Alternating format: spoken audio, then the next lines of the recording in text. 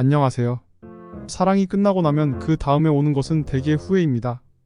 아픔을 뒤로하고 이별을 받아들이는 과정에서 우리는 자연스레 지나간 연애를 돌이켜보게 되며 그 과정에서 더 나은 선택을 할 수 있었던 기회, 잘못된 판단, 미처 몰랐던 상대방의 가치 등을 깨닫게 됩니다. 많은 사람들이 이별 후 후회한다고 답하곤 합니다. 그러나 그 후회의 본질은 단순히 상대방과 헤어져서만은 아닙니다. 그보다는 이별의 과정에서 자신이 했던 선택이나 행동, 그리고 그 결과에 대한 후회가 크게 작용하곤 합니다. 이별 후 후회로 힘들어하는 사람을 위해 후폭풍을 겪는 사람들의 심리적 특징을 살펴보고자 합니다.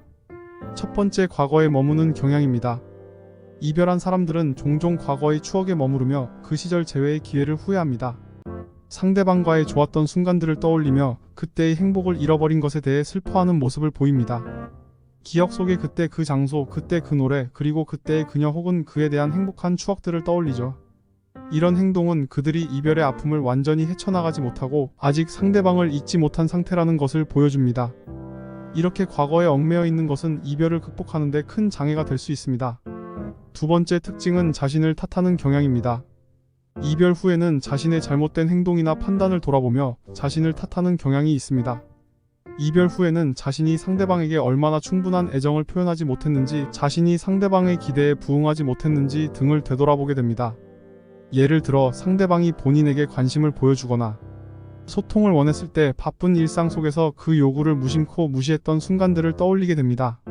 그럴 때마다 나만 더 노력했다면, 나만 더 참았다면, 이런 생각들이 머리를 맴도는 것이죠. 이는 이별의 고통을 극복하는 과정 중 하나일 수 있지만 이를 통해 자신의 부족한 부분을 인식하고 개선할 수 있다는 긍정적인 측면도 있습니다. 그러나 끝없이 자신을 탓하게 되면 이는 자신에 대한 부정적인 감정을 증폭시켜 더욱 괴로워지게 만들 수 있습니다.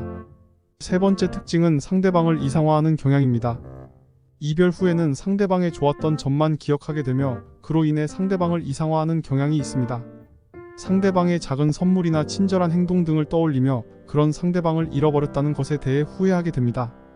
마치 영화 속 주인공처럼 상대방을 이상화하며 그런 좋은 사람을 어찌 잃었을까? 라며 후회를 하는 것이죠. 이런 이상화는 상대방에 대한 그리움을 더욱 깊게 만들고 이별의 아픔을 더 깊게 느끼게 합니다. 네 번째 특징은 감정의 롤러코스터를 타는 경향입니다. 이별 후에는 감정이 불안정해지며 기쁨, 슬픔, 분노, 후회 등 다양한 감정을 동시에 느낄 수 있습니다. 하루 중에서도 기분이 수시로 바뀌며 그로 인해 감정적으로 힘들어하는 경우가 많습니다. 아침에 눈을 뜨자마자 상대방의 얼굴이 떠오르면서 슬픔이 몰려올 수 있고, 그날의 일정을 소화하다 보면 상대방에 대한 생각에서 벗어나 조금은 안정된 기분을 느낄 수도 있는 것이죠. 마치 롤러코스터를 타는 것처럼 감정이 오르락내리락 합니다. 이런 복합적인 감정으로 인해 이별에 대한 후회도 하고 한편으로는 상대방을 심하게 원망하기도 하죠.